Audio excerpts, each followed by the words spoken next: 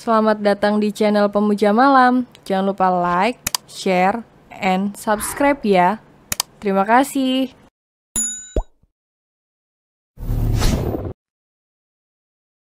Chapter 39, susah untuk dijelaskan rasanya. Bagian dapur. Para maid nampak sedang gerasak-gerusuk di bagian dapur kotor, dan sesekali menatap jijik ketika Amy datang ke dapur. Mereka melihat wanita itu membuka lemari pendingin, lalu mengambil kotak susu coklat dan beberapa buah-buahan, serta biskuit. Padahal milik Salma, tapi tangannya ringan untuk mengambilnya. Kamu tahu gak? Dengar katanya ada yang berulah ya di sini? Ucap salah satu maid. Sepertinya ada yang lupa diri dengan asalnya, Ningsih. Maklumlah selama ini tinggal di kampung, terus tiba-tiba jadi TKW di Belanda bukannya di Taiwan. Balas Lia, bukannya bersyukur, bukannya kerja yang benar, malah mau berulah dengan pemilik mansion.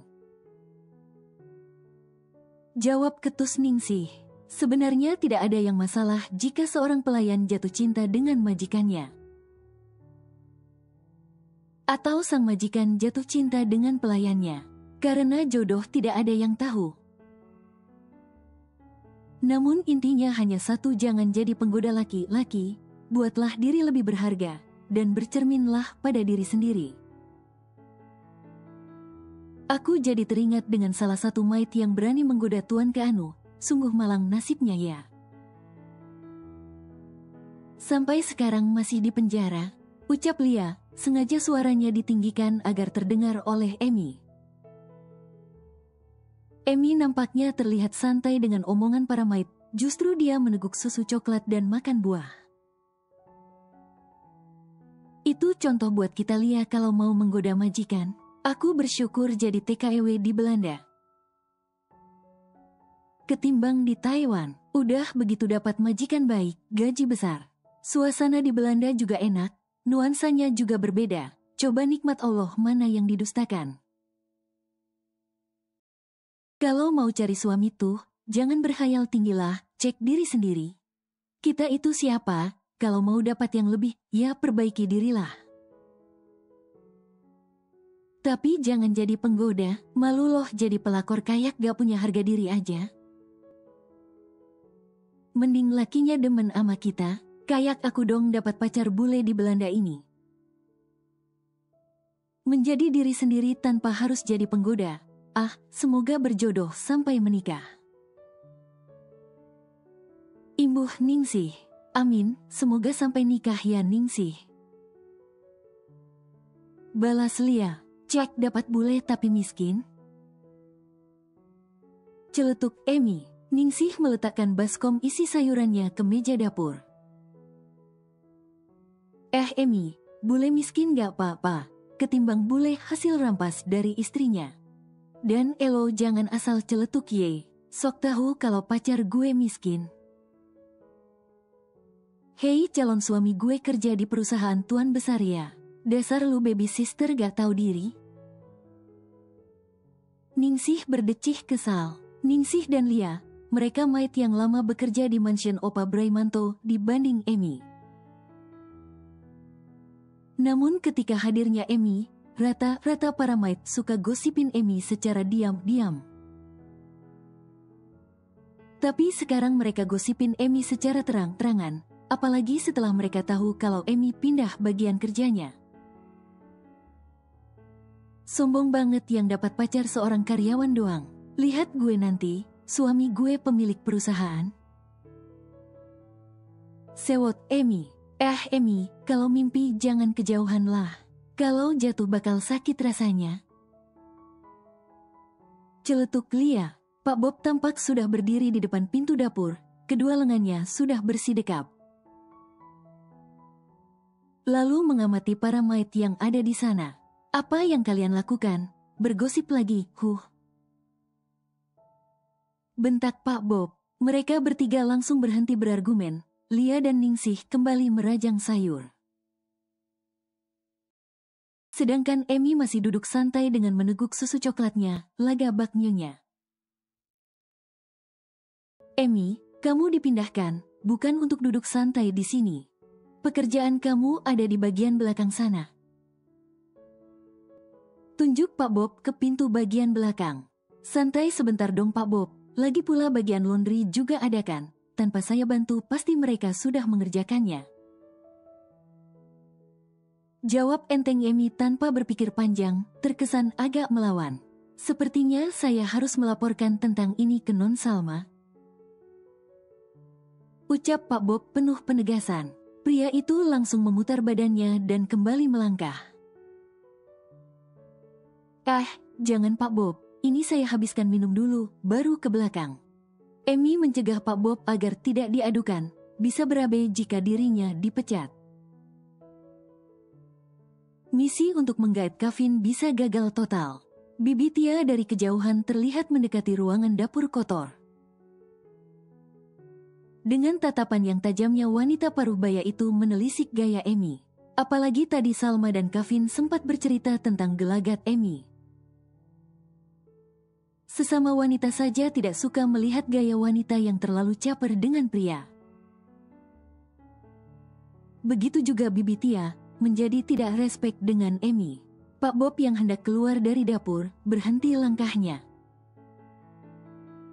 Tadi saya dengar Pak Bob mau melaporkan apa sama Non Salma?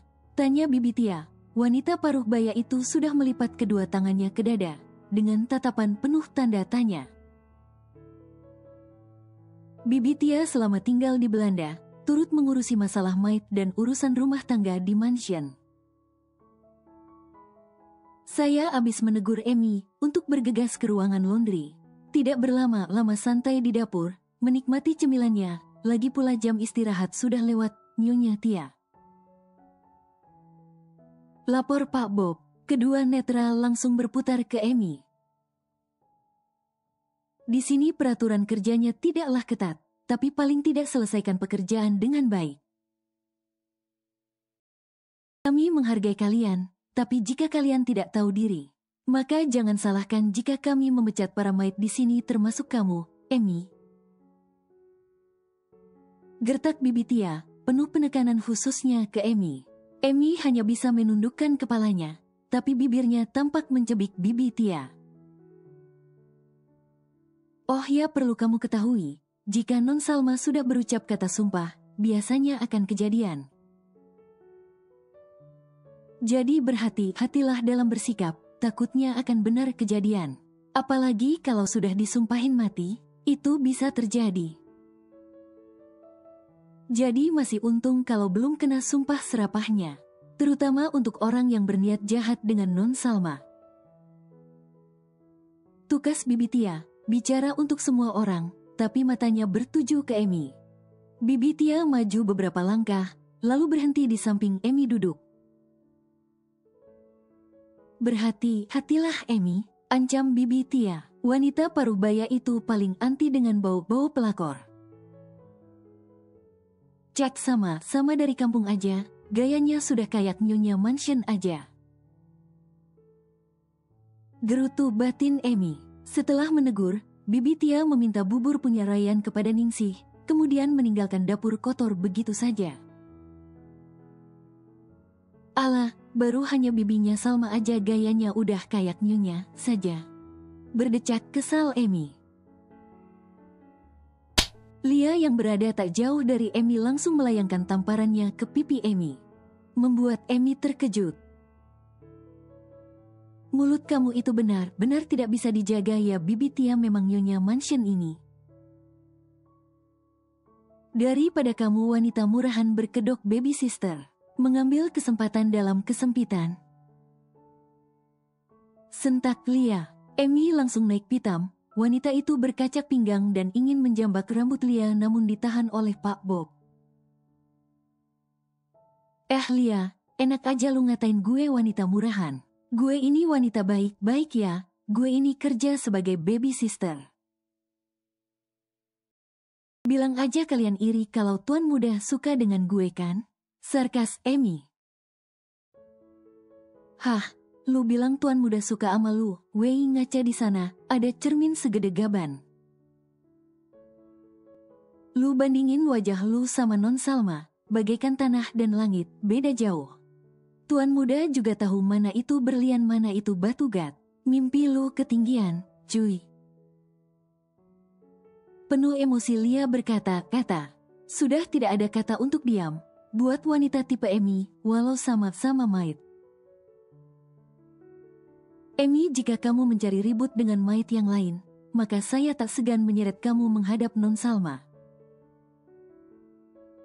Agar kamu dipecat hari ini juga, bentak Pak Bob sebelum Emi membalas ucapan Lia. Emi langsung terdiam.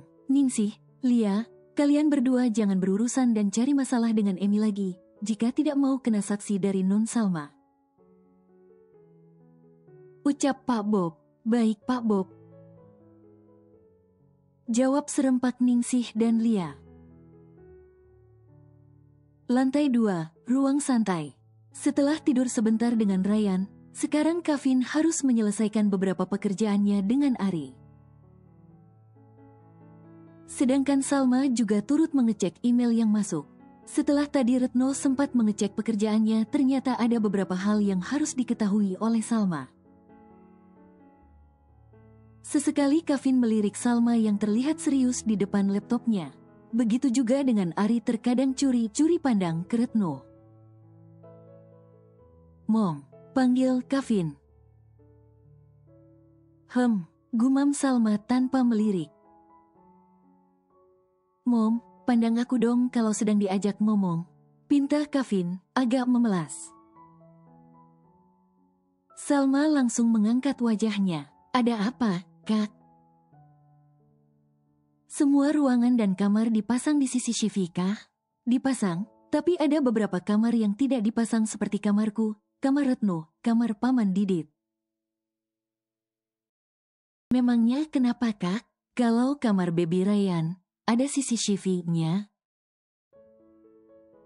Tanya Kevin. Kalau kamar Baby Ryan dipasang CCTV, tapi tidak semua pelayan tahu. Bagus, yang terpenting kamar anak kita, buat jaga dari orang yang berniat jahat. Iya, Kak. Salma kembali fokus ke laptopnya.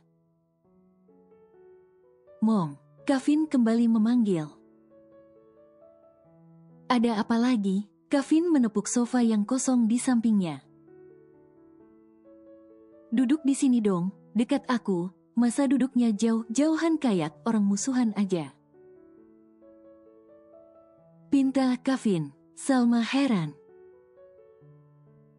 Udah nanggung Kak, udah PW, posisi wo enak nih. Mommy, dengar gak yang aku pinta? Atau perlu aku cium dulu bibirnya biar pindah duduknya dekat aku? Ancam Kevin dengan tatapan tajamnya. Salma langsung membekap mulutnya sendiri sambil menoleh ke Ari dan Retno yang ada di antara mereka berdua. Dengan terpaksa wanita itu pindah duduknya. Kak, bisa gak kalau ngomong tuh di filter? Di sini tuh ada Pak Ari dan Retno. Bisik Salma, biarin aja mereka juga tahu tentang kita berdua kan? Jawab santai Kevin. Sini jangan jauh duduknya. Kevin menarik pinggang Salma agar lebih dekat duduknya. Ari dan Retno pura-pura gak lihat aja, padahal udah gak fokus sama pekerjaannya. Tuan Kevin, kira-kira kapan kita kembali ke Indonesia? Karena ini ada beberapa pekerjaan yang membutuhkan kehadiran Tuan Kevin, segera. Tanya Ari, yang sedang mengecek jadwal kerja tuannya. Kevin yang baru saja fokus dengan pekerjaannya, langsung menoleh ke wanita yang duduk di sampingnya. Inilah hal yang paling tidak disukainya, jika akan ada saatnya dia harus kembali ke Indonesia.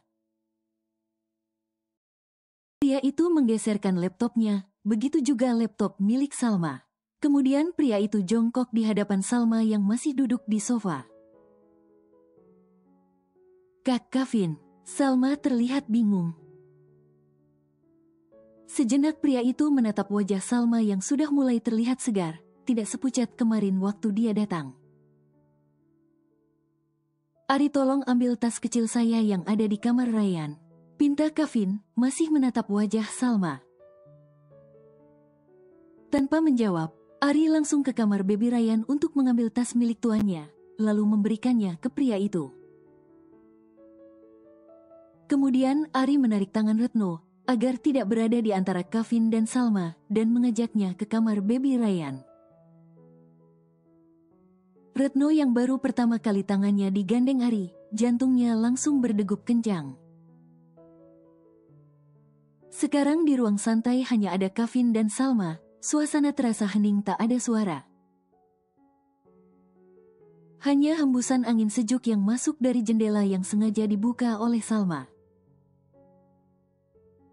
Sinar matahari di sore hari pun masuk tanpa permisi lewat jendela, memantulkan cahaya berwarna kuning ke wajah Salma yang tak bermake-up. Hanya polesan tipis perona berwarna merah menempel di bibir ranum wanita itu. Cantik natural itu yang terlukiskan di mata Kevin tentang wajah Salma. Kevin meraih tangan Salma dan menggenggamnya dengan erat. Salma jadi salah tingkah dibuatnya. Apalagi tatapannya itu membuat jantungnya jadi dak-dikduk tak menentu. Mom. Iya, sebenarnya aku tahu diri jika aku bukan pria yang masih muda. Ya, seperti yang Mommy bilang kalau aku si bapak tua. Kevin sesaat menundukkan kepalanya, kemudian kembali mendongakkan kepalanya. Kevin tersenyum tipis, lalu mengecup punggung tangan Salma. Hampa, selama Mommy dinyatakan telah tiada. Hatiku benar-benar hampa, seperti tidak ada nyawa lagi di tubuhku. Kadang aku ingin mengakhiri hidupku, ingin menyusul dirimu. Tapi Mama dan Ari selalu mengingatkan jika aku harus ikhlas menerima berita ketiadaanmu. Pernahkah dirimu merasa hampa, seperti tidak semangat, seperti ada yang kurang darimu? Seperti ada yang hilang dari sisimu? Tanya Kevin, raut wajahnya tersirat. Wanita yang ditanya membuang pandangannya ke arah lain. Apa yang ditanya oleh Kevin? Sebenarnya pernah dia rasakan dan baru saja rasa hampa itu menghampiri jiwanya tiba-tiba dan tak diduganya. Kevin meraih dagu Salma agar wanita itu kembali menatapnya. Pernahkah, Mom? Salma mengangguk pelan. Karena hatiku hampa, beberapa kali aku jatuh sakit karena kehilangan dirimu. Apakah Mommy sakit juga saat itu? Kepala Salma kembali mengangguk pelan. Semuanya memang terjadi seperti itu. Dirinya tiba-tiba saja sakit setelah sebulan tak mendengar kabar Kevin. Walau hatinya sering menampik dan malu untuk mengakuinya. Aku banyak belajar setelah kehilanganmu. Belajar untuk tidak lagi menyia-nyiakan orang yang sangat aku cintai. Baik ke Mama, ke dirimu dan anak kita. Belajar memperbaiki diri, lebih mendekatkan diri kepada Yang Maha Esa. Sungguh bodohnya aku, sungguh sombongnya aku dari dulu tidak mau mengenalmu. Aku seorang pria yang menyia-nyiakan berlian yang telah aku nikahi. Justru menganggapnya batu yang mudah aku buang jauh. Maafkan aku, Mom. Tutur Kevin, suaranya mulai terdengar serak. Ada rasa tergugah dengan kata-kata yang diucapkan oleh Kevin, terdengar tulus dari lubuk hati pria itu. Kak, aku sudah memaafkan kamu, jangan bersedih lagi. Jawab Salma penuh kelembutan, jemari lentiknya mulai menghapus air mata yang mulai jatuh di pipi pria itu. Kevin menyentuh jemari lentik Salma yang sedang menyapu air matanya. Kemudian dikecup jemari wanita itu satu persatu. Sesaat rasa menggelitik hinggap di tubuh wanita itu. Di luar sana masih banyak pria yang tak mau mengakui kesalahan dan kekurangannya. Di luar sana juga jarang seorang pria menitikkan air mata di hadapan seorang wanita.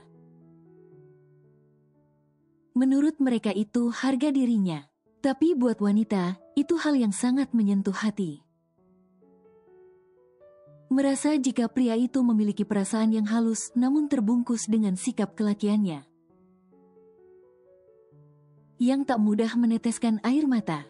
Mommy, kita baru sebulan bercerai, sekarang Momi dalam masa idah.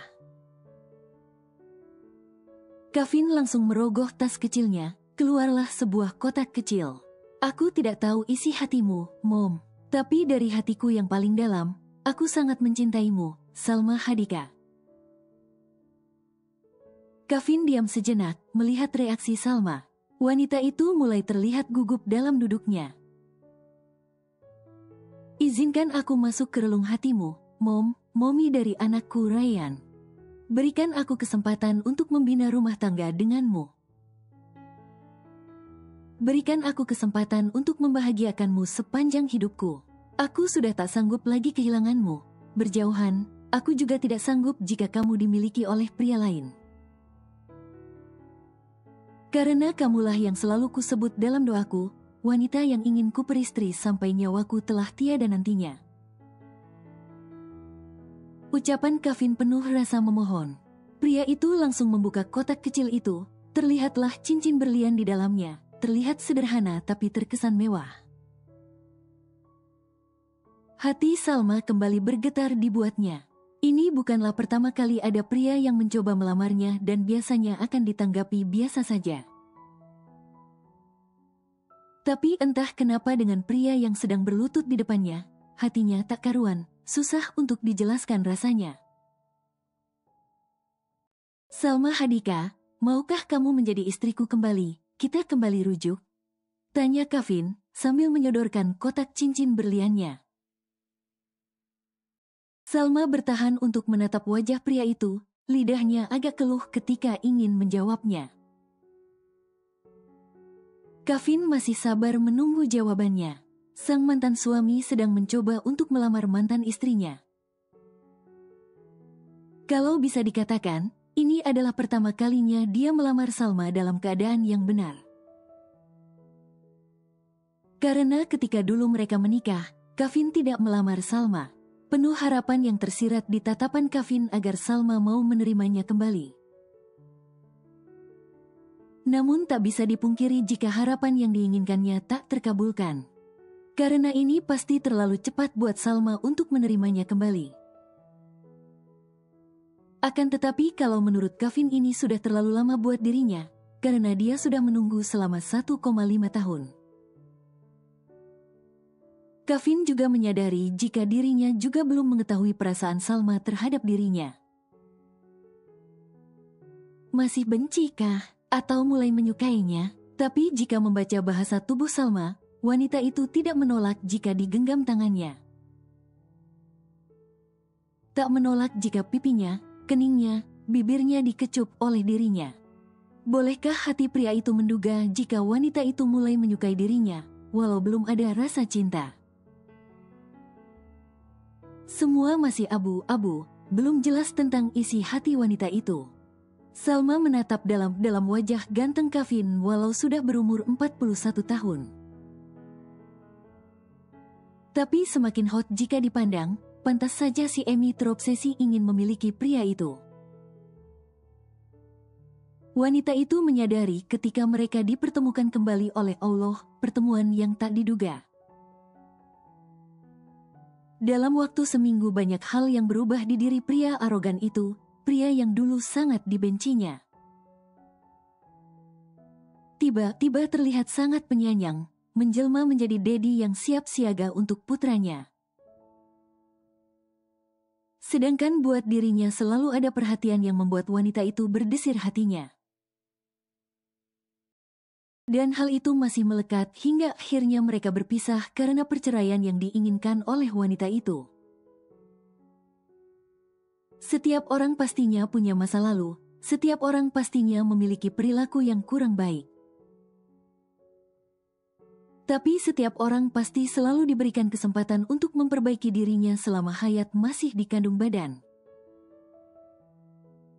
Buat orang yang segera menyadari tindakan buruknya lalu segera memperbaiki diri, maka sungguh beruntung. Namun buat yang belum segera menyadarinya, maka siaplah menerima karmanya. Kevin salah satu orang yang beruntung atas nikmat hidayah yang datang mengetuk hatinya, walau dengan cara kehilangan seorang wanita. Dengan segenap hatinya, pria Pria itu mengungkapkan isi hatinya untuk kesekian kali, serta penuh harapan yang baik. Pria itu masih menatap penuh cinta kepada sang pujaan hati, yang telah memberikan buah hati yang sangat tampan. Wanita itu masih terdiam, namun Kevin tidak berusaha mendesak untuk dijawab segera, biarlah dia bersabar untuk menunggunya. Sesekali pria itu mengusap lembut punggung tangan wanita itu dengan jemarinya yang masih memegang lembut tangan wanita itu. Salma masih bimbang dan bergelut dengan perasaannya sendiri. Tapi dia juga menyadari ketika Ari menanyakan kapan Kevin akan kembali ke Indonesia. Perasaannya langsung lesu, seakan tidak menginginkan kepulangan pria itu secepat itu. Apakah aku sudah mulai menyukai Kak Kevin? Haruskah aku membuka hati untuk Kak Kevin?